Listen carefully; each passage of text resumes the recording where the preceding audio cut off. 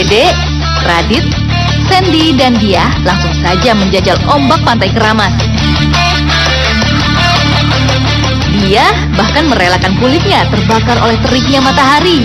Alasan yang menyebabkan hanya sedikit perempuan yang mau menggeluti hobi ini.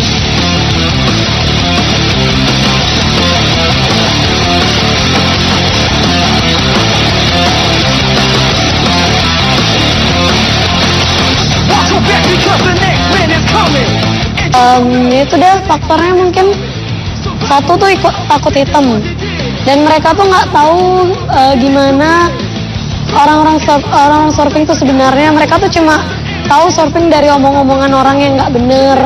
Tapi sebenarnya kalau kita udah benar-benar jadi atlet, itu ada kebanggaan dari diri sendiri sama bisa banggain orang-orang juga gitu.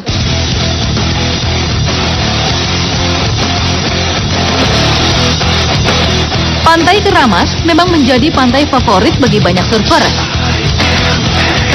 Ombaknya yang konsisten sangat layak untuk jadi teman berselancar. Sesungguhnya ombak seperti ini tak hanya ada di Bali.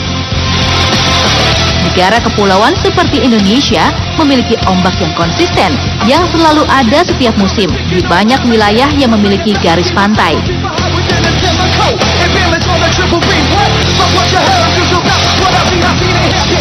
Alam kita tuh sangat luar biasa mendukung. Dari Aceh sampai Irian Jaya itu pantai selatan itu semua ombak. Kendalanya tuh yang utama itu papan. Di daerah terpencil tapi ombaknya bagus gitu. Cuman berapa papan aja yang tersebar. Bagaimanapun, surfing di Indonesia saat ini sudah jauh lebih pesat. Banyak bermunculan bibit-bibit muda yang berpotensi.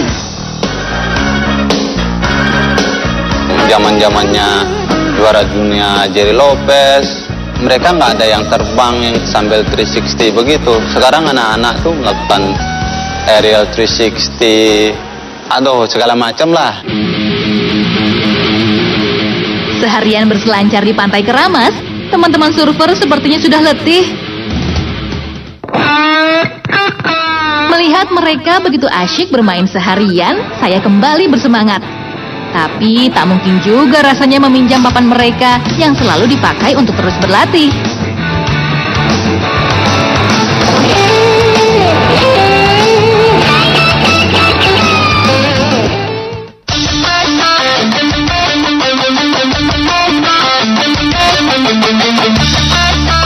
Tak semua karakter ombak bisa ditaklukkan dengan satu papan yang sama. Harus disesuaikan dengan siapa yang berada di atasnya.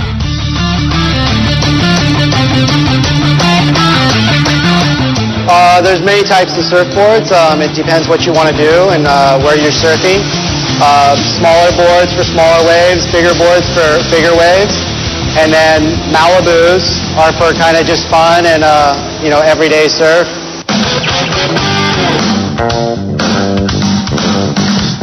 Longboard sesuai untuk para pemula karena mempunyai kestabilan untuk menjaga keseimbangan dan memberikan daya dorong sewaktu berada di atas ombak.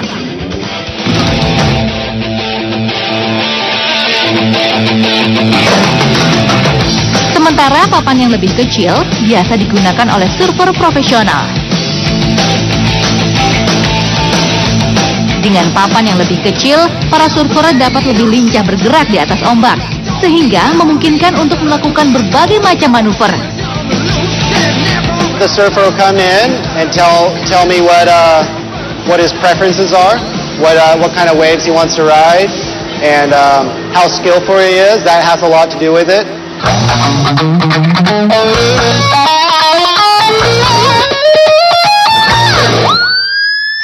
Untuk satu papan yang dipesan khusus bisa diselesaikan dalam 4 hingga 5 hari.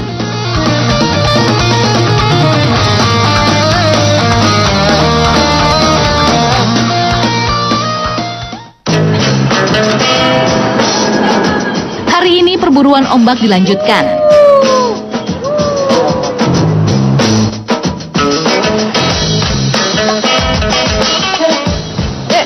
Gimana nih, ombaknya bagus nggak nih? Nah, ya, kurang kayaknya. Oh ya? Padahal kan banyak gitu ombaknya. Angin udah masuk, terus kondisi ombaknya juga udah mulai hancur. Ya gimana dong abis itu? Kita cari tempat yang lain aja yuk.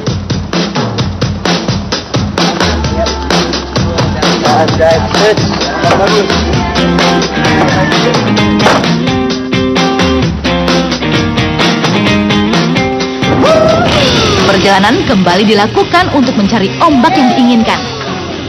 Ombak yang tinggi penting bagi para surfer. Ombak kecil hanya akan membuat surfer sulit berkembang.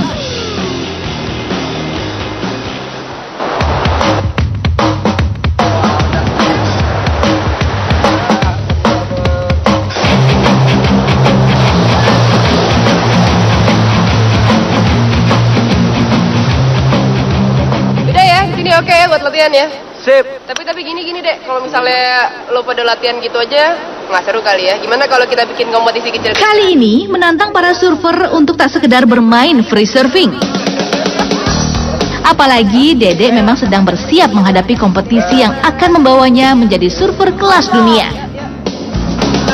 Giliran pertama adalah Dede dan Radit. Dede sama Radit tadi.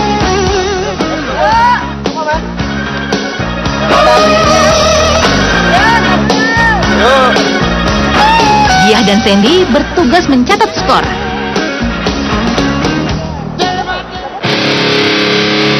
Di dalam kompetisi, setiap surfer diberikan kesempatan bermain di 10 ombak. Trik yang berhasil dibuat di tiap ombak akan berbuah nilai.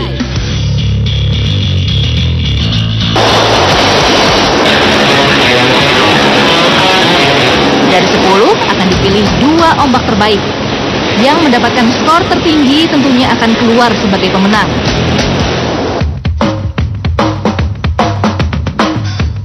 Besar kecilnya skor bergantung pada variasi dan tingkat kesulitan trik yang dilakukan.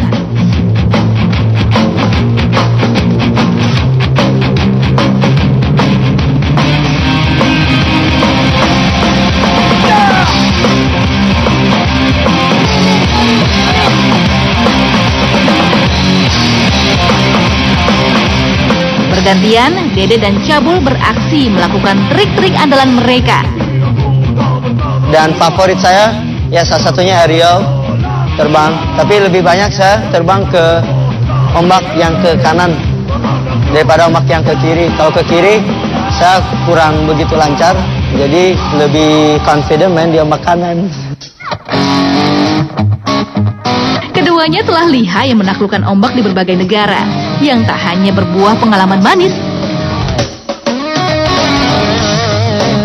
Namun di balik ketangkasan dan tubuh kekar, tetap ada rasa takut yang menghantui saat berselancar. Nih, dari umur 7 tahun sampai sekarang main surfing, tetap masih takut. Kalau main di luar negeri itu ya, kalau di Indonesia, oke, main, nggak takut. Maksudnya hiu kayak gitu ya. Hiu sebenarnya ada, tapi kalau di luar lebih galak. Jadinya kalau main tuh pasti boardnya di atas, maksudnya kaki di atas board gitu. Nggak mau jauh-jauh dari orang. Yuk, sekarang giliran Sadi sama dia yuk.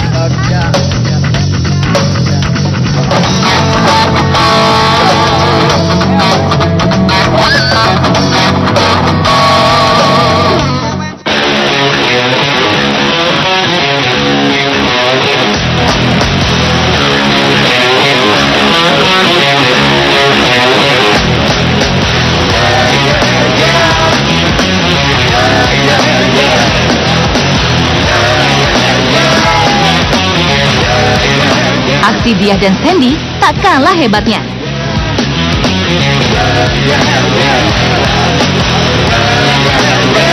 Para surfer muda ini memang tak begitu dikenal di tanah air. Mereka lebih dikenal di kalangan surfer internasional. Namun tak semua surfer tanah air seberuntung mereka. Banyak bakat surfer yang tak muncul karena tak punya kesempatan untuk berburu ombak.